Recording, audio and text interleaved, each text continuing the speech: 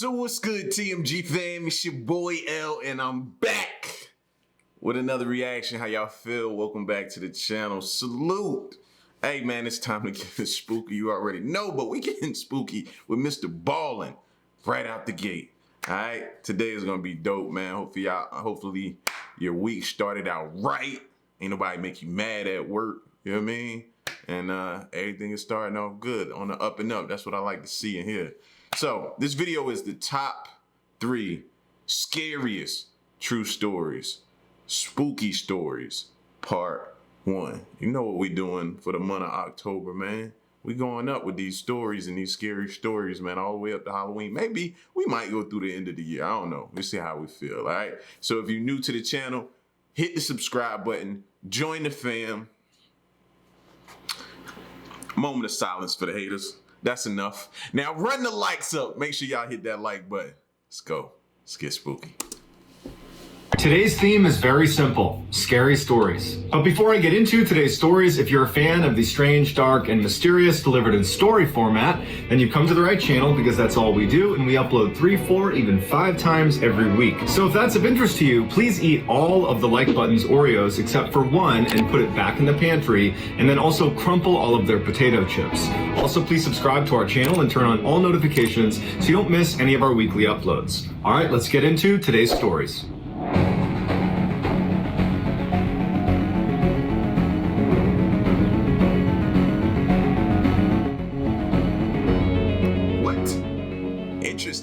In 2010, an avid caver named Jeff decided to go to Madagascar to explore a natural cave shaft he had discovered years earlier. He arrived in country, he got a rental car, and he hired a guide to take him out to the area where he knew this cave was going to be. When he got out to that area, he used his notebook where he had taken notes the last time he was here, and he used that to find the opening to the cave. He paid the guide to stick around at the car while he went down and explored this cave. He assured him it was not going to be for a very long time. The shaft was approximately 50 meters deep.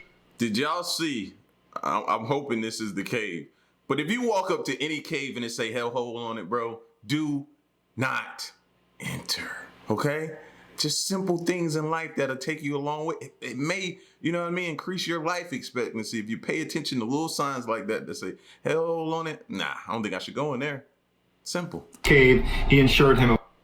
He paid the guide to stick around at the car while he went down and explored this cave. He assured him it was not going to be for a very long time. The shaft was approximately 50 meters deep and 1 meter across, so it's pretty narrow. And the first 20 meters of the descent are on a bit of an angle, and then the final 30 meters are down at a straight vertical drop. At the bottom of this cave was this opening where you could actually stand up and walk around, but there were no other tunnels to explore at the bottom, so you would just go down, touch the bottom, and go back up. The visibility inside of the shaft was limited because all you had was the light that was coming in, and because of how narrow the opening was, Jeff's body would obscure a lot of the sunlight coming in. So once Jeff got a few meters down into the tunnel, he would rely on his headlamp. So Jeff enters the cave and he makes his way down to the 20-meter mark. So that's where the tunnel goes from being on an angle to being straight. And he's about to make that final descent down that final 30 meters when he notices something out of the corner of his eye. And he focuses his light on the side of the shaft and he sees thousands of black widow spiders trying to escape the light. They're scattering all over the walls.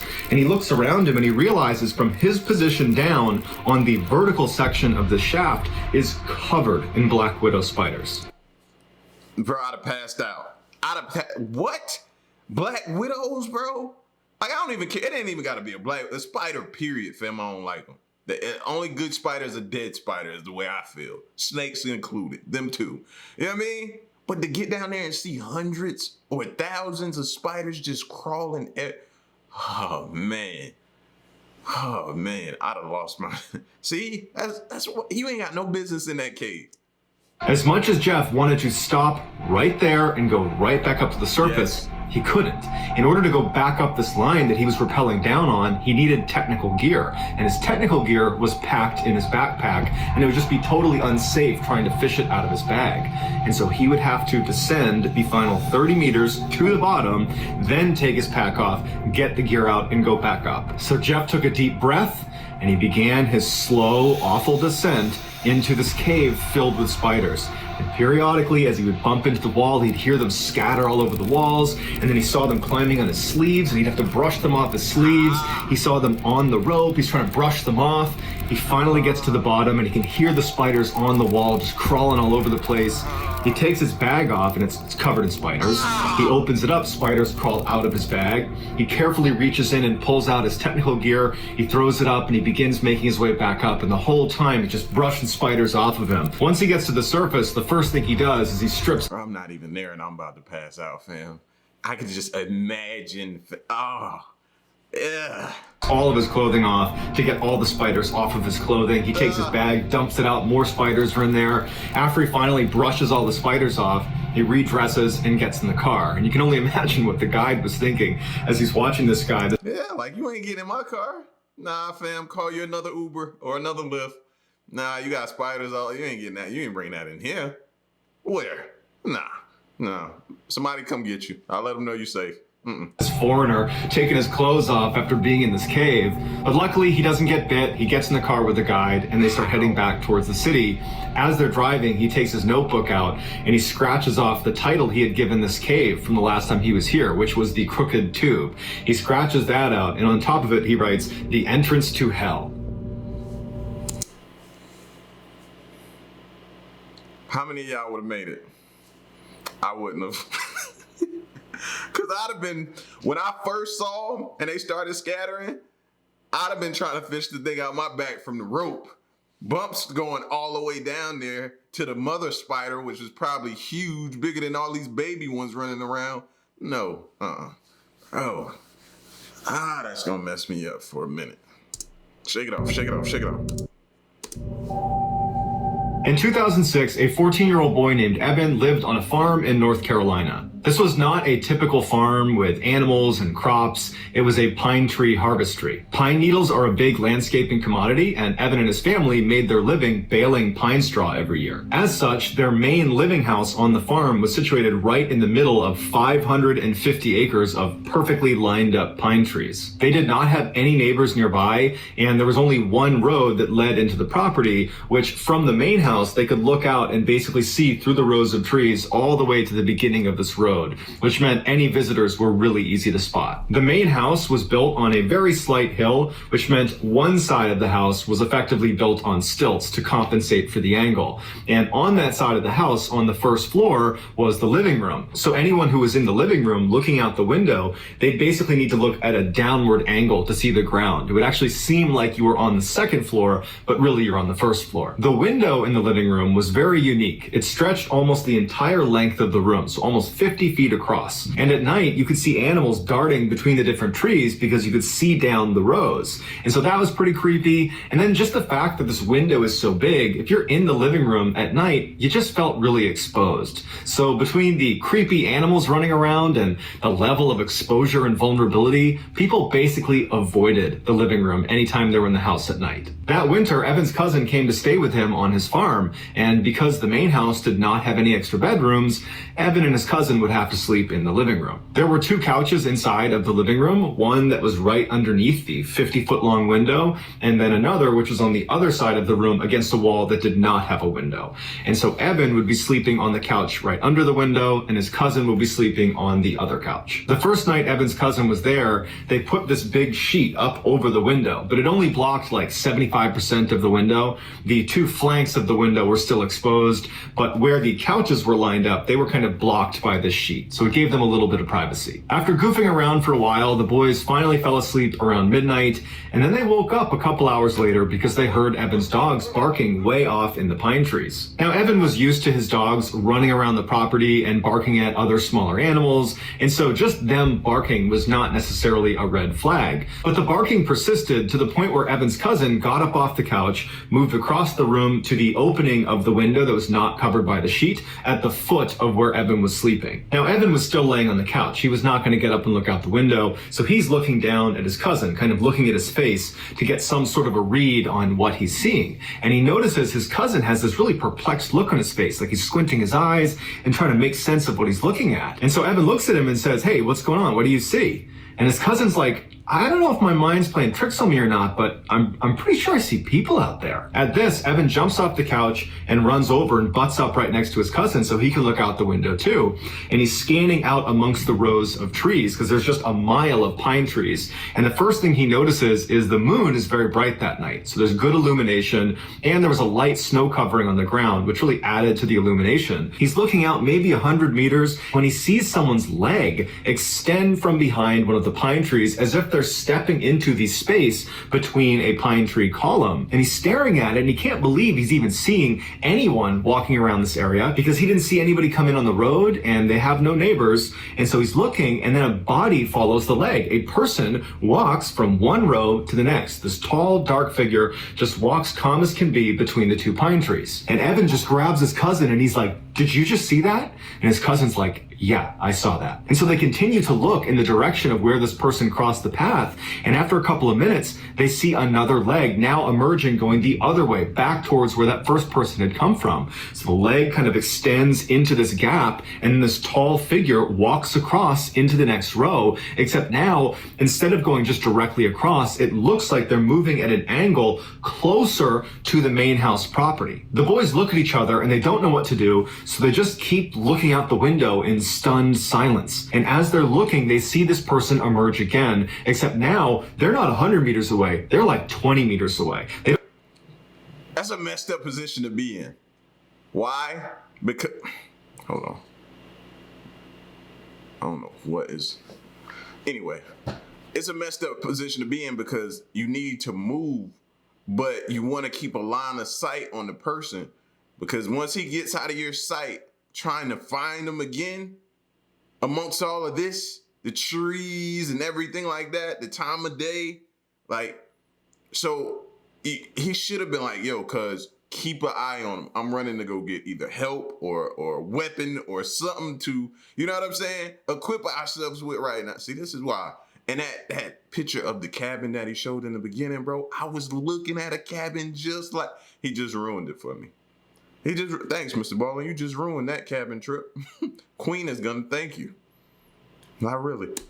They don't know how they were able to move that quickly without being seen. And this time when the leg comes out from behind the pine tree, instead of walking across the gap, it stops right in the middle, and it turns and looks directly at the boys in the window and then begins running toward them. The boys practically fall over trying to get away from the window. Evan's yelling for his father upstairs, and the boys instinctively just start running around the house, locking every door, shutting every window. And as they're going from door to door, the anxiety is growing and growing because they think, if I don't get there fast enough, this person who is running towards the property is going to come barging through that door. And so at every door, their anxiety is through the roof, but they manage to shut everything. Everything is locked right as Evan's father comes charging down the stairs. He's got his gun in hand, and he's like, what's going on? And they say, there's someone out in our property. Their dad charges out the front door. The front door is not on the same wall as the living room. It's on the side of the house. So once he goes outside, he's going to need to turn to the right to look out in the direction they were describing. He bombs outside. He stays on the porch, and he starts yelling at whoever's out there that if you come over here, I'm going to shoot you. Get the F away from here. And then there's silence.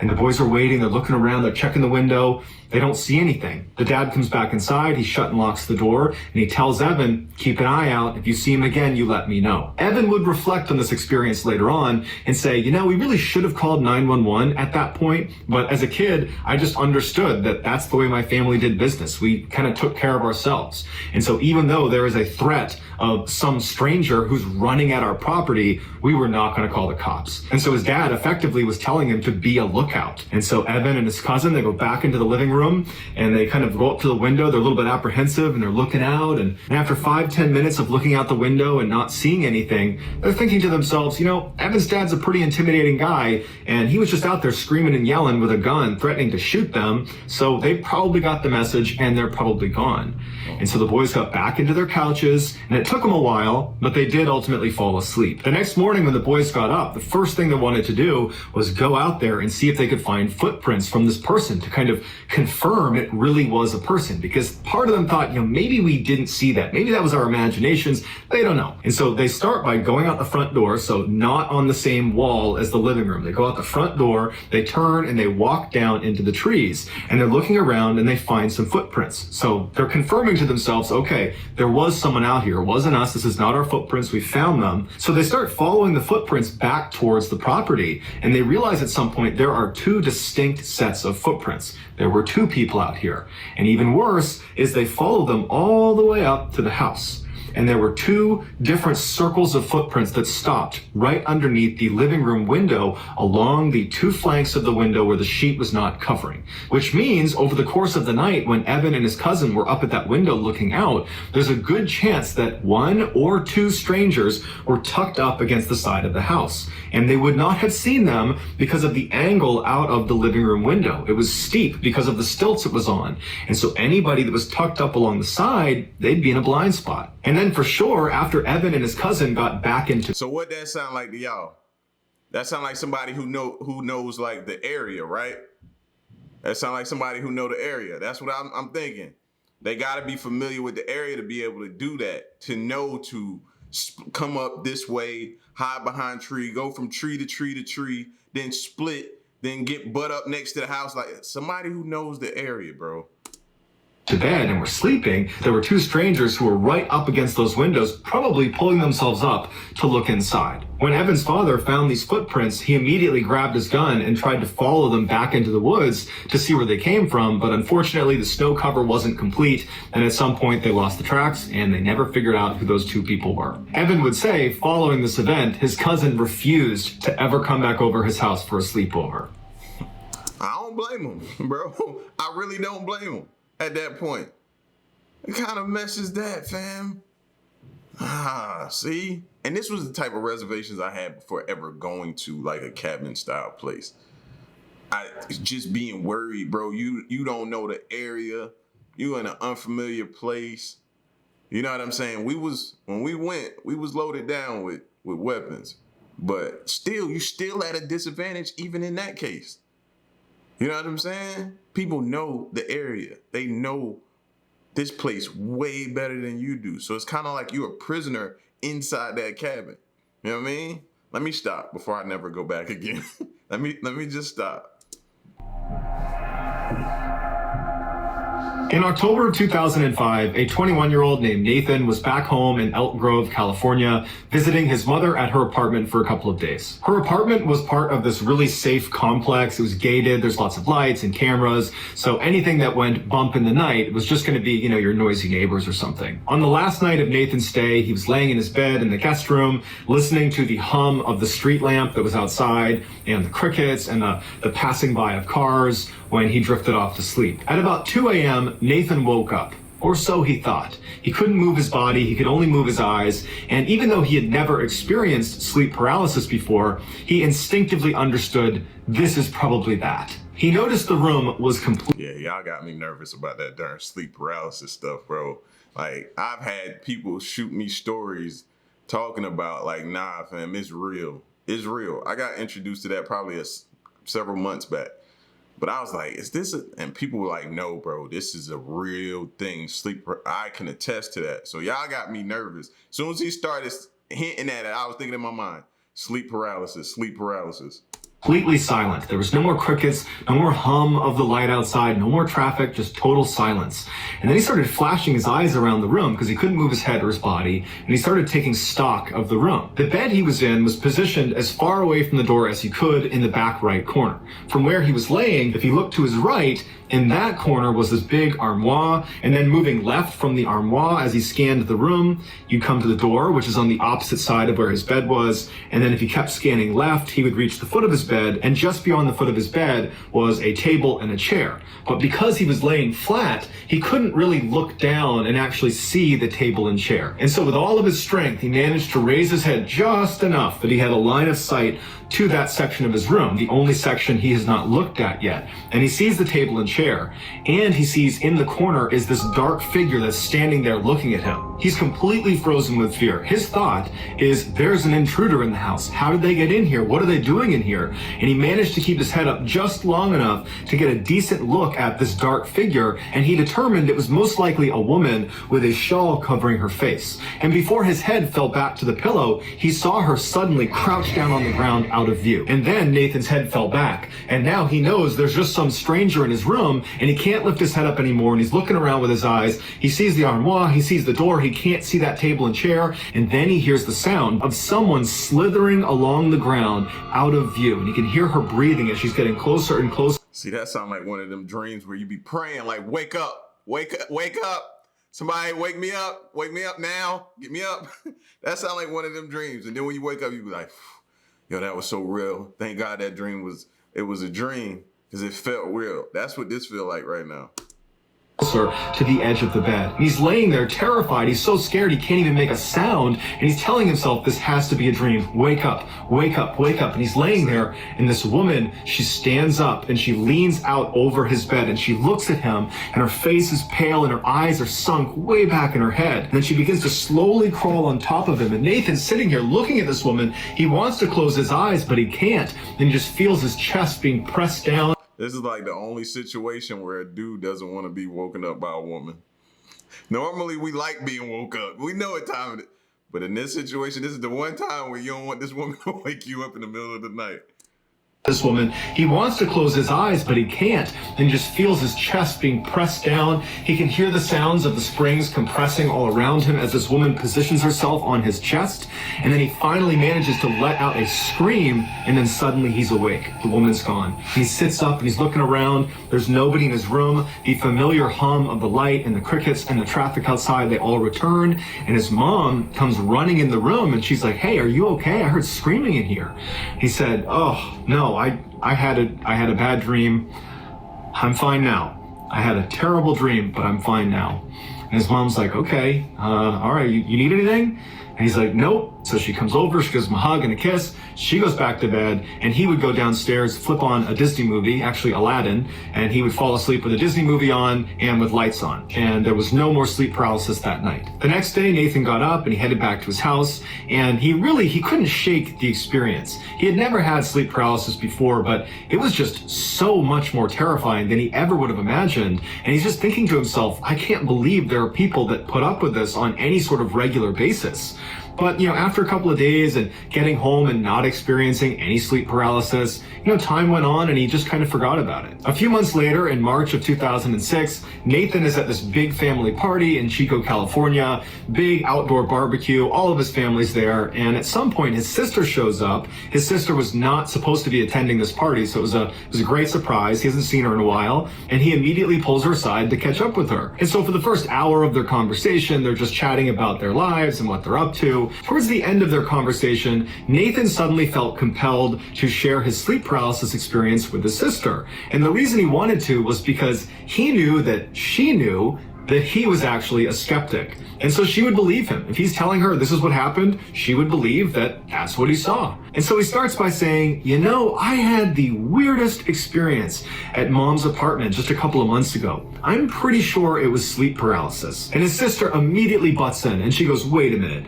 I had sleep paralysis for the first time in my life 2 weeks ago at Mom's apartment. It was horrible. I was in the guest room and then I saw this woman and she was like standing on me. I thought I was gonna die. It was horrible. That's exactly what happened to me. I was laying in the guest room and I couldn't move, and then I saw a woman in the corner and she stood on my chest. They proceeded to go over all the details of each of their stories, and they discovered that they had had almost the exact same experience. And at the end of it, they wanted to have a rational explanation for how they both could just somehow have their only sleep paralysis experience in the same room in roughly the same timeline and experience the exact same events. They were trying to, come up with a rational rational explanation for that, but it was just too much of a coincidence. But ultimately, neither of them were really prepared to start discussing what else it could be. So they decided to just kind of laugh it off and say, man, that's pretty weird, and they moved on. After the party was over, Nathan would go back to his house and he would tell his wife about this crazy coincidence he and his sister had, and his wife would say, yeah, that's wild. But after that, Nathan just did not want to think about it or talk about it, and so he kind of just, pushed it out of his mental space and did forget about it. He moved on. 5 months later, in August of 2006, Nathan's mom would move out of that apartment building and she would move into a 2-story house still in Elk Grove, California. Watch. It's gonna happen again if he still. It's following the mom. Thinking it might be following the mom. Something ain't right. But that's no coincidence, bro, that y'all both have the exact same type of style, sleep paralysis dream, where with this same woman or whatever, and you just gonna brush it off? No. I'd be really trying to figure out and get to the bottom of that. Shortly after she moved in, she asked Nathan if he would come spend a couple nights with her. And no, don't go stay with I know that's your mom. No, stay away from her. Nathan said sure. In order to better understand what happens to Nathan over the course of his stay at his mother's new house, you need to understand a basic layout of her house. So when you walk through her double doors, to your left is going to be a formal living room. In the center of the house is a hallway that shoots straight back to the kitchen. And then to your right when you walk in, there's a wall, and on that wall is the stairs leading up to the second floor. If you take those stairs to the second floor, you reach a landing where there's a window that looks back into the backyard, and immediately to your right, there is a single door, and that's the master bedroom where Nathan's mom would sleep. From the landing, if you turned left, there'd be another door that's a mirror image of the master bedroom door, and this door is the guest room. That's where Nathan was going to stay. And then to the left of the guest room was a hall that went to the front of the house, but that's irrelevant to the story. If you went inside the guest room, the bed was located in the back right corner, so the same layout as the guest room in the apartment building, where the person laying in the bed, so Nathan, his feet would be closest to the door.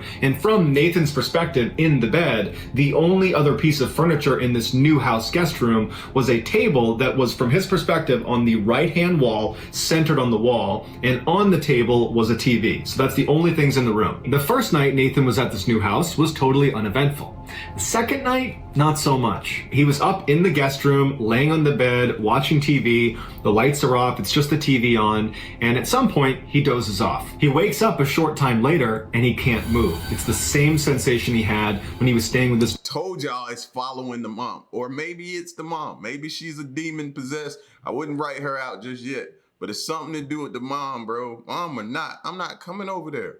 No. Mom at her apartment, and he begins to panic because the last time he felt this way, a strange veiled woman stood on his chest and made it feel like he was dying. And so immediately he's trying to move his body, he can't, and so using his eyes he starts looking around the room, praying this woman is not in the room with him. And so he looks to the right, to that corner, which he can see there's no one there. From this corner he starts scanning across the room. He sees the TV, it's still on. He keeps scanning and he sees the door and it's open, and then he scans and he's able to just barely make out the space at the foot of the bed. He can actually see to the corner, and this woman, she's not in here. And so initially he feels incredibly relieved that she's not in the room with him. But then he finds himself focusing on the open door into the dark hallway, and he's thinking to himself, please do not come walking through that door. And so he stares at the open door, just hoping he breaks out of the sleep paralysis, when he notices something about the TV. It's flickering. And so he averts his gaze to the TV, and he realizes what he's looking at on TV does not look familiar. It does not look like a TV show. It looks like CCTV camera footage. Like it looks like a security camera footage. And he realizes the footage he's looking at is the inside of his mother's kitchen downstairs. He recognized the way it was laid out. That's his mother's house. That's downstairs. And he's staring at the footage thinking, why is this footage playing on the TV? And I don't think there's a camera down there. When he notices on the camera, the woman with the veil walks into the middle of the frame, and she looks up at the camera right as the camera turns off. And then the room is completely dark. There's no more ambient light in the room. The hallway is dark, and he's left. No. That means she coming. That means that's when you start banging on your legs or moving, trying to wiggle your body or something. Wake up. left paralyzed, knowing this woman is downstairs in the kitchen. And as he's laying there, he hears her start running through the house. And it sounds like an animal is barreling into things as she's running through the bottom floor, and she stops at the foot of the stairs. And he's thinking to himself, I know where she's going. She's coming up to my room. And so as he's laying there, he feels his heart racing and he's staring at the open door. He knows she's gonna come flying up those stairs and she's gonna come through that door. And instead of running up the stairs, he hears her take one step, two step. And as she's making her way up the stairs, he's just thinking, please break out of this trance, stop this paralysis, wake up, wake up. And then he sees her head emerge and she turns to look at him from the stairs into the room. And once she sees it's him, she bolts around and starts charging into the room on all fours like an animal. At this point, Nathan lets out a primal scream. He is scared for his life as this woman is charging towards him, and she stops dead in her tracks right in the middle of the room. She looks at him, turns around and crashes out of the room, charges downstairs, and then it's silent. As soon as she was downstairs, Nathan could sit up. Except it did not feel like the first time he had sleep paralysis at his mom's apartment, when he sat up and he had the sensation of relief. You've woken up. You were asleep before, now you're awake. This time, it was like he was always awake, but now he can sit up. He did not have a sense of relief. In fact, he was worried she was still in the house. And as he's sitting up in bed, his mother comes running into the room. She looks disheveled, she's half asleep, and she's like, was that you? Were you running around the house? I could have sworn. I'd have been mad. Yeah, it was me. You always a day late and a dollar short. Where have you been? It's so raggedy. Everywhere you go, I done went off. I'm going home. I mean, no, you stay away from me. I heard someone running around the house. Was that you? Nathan's looking at her and he can't even process what he's been through, whether that was real, whether it was a dream. And he's trying to find the words to describe to his mom the dream he had, but like he can't process what's happening. And he just says, Mom, we have to check the house. We have to make sure no one's in the house. And so the two of them flip on every light upstairs. They're not even talking. At this point, it's survival mode. They turn on all the lights upstairs, and Nathan leads the way down. They're flicking on all the lights, and they manage to search the whole house, and there's no sign of a break-in. There's no one in their house. After the coast was clear and they felt like they were not in immediate danger, they went into the kitchen to kind of talk about what just happened. And so Nathan's like, okay, Mom, I just gotta tell you everything that I'm thinking right now. I can't really process what just happened. I think it was a bad dream, but I'm starting to think that it could be something else, or I'm just losing my mind. So a few months ago, I was sleeping in your guest room in your apartment, and I had an experience that I'm almost positive was sleep paralysis. You know, I was laying there, I couldn't move, and this figure was in the room and they were standing on me. It was terrifying, but it sounded an awful lot like sleep paralysis. But then a couple months after that, I talked to my sister and I told her about it, and she told me that very recently, right before you moved into this house actually, she was in that room and she also had basically the exact same experience. She had never had sleep paralysis before. I had never had sleep paralysis before. So we've basically had the exact same horrifying experience in the same room around the same time. And then just now, tonight, I had another sleep paralysis experience with the same woman who was running around the house, and you just said you heard her running around the house. His mom looked really concerned, but she wasn't shocked. She says to Nathan, I have seen this woman. I saw her in my apartment way long time. Oh, perfect time to tell us, your children. Yo, see? Blackout mode right there.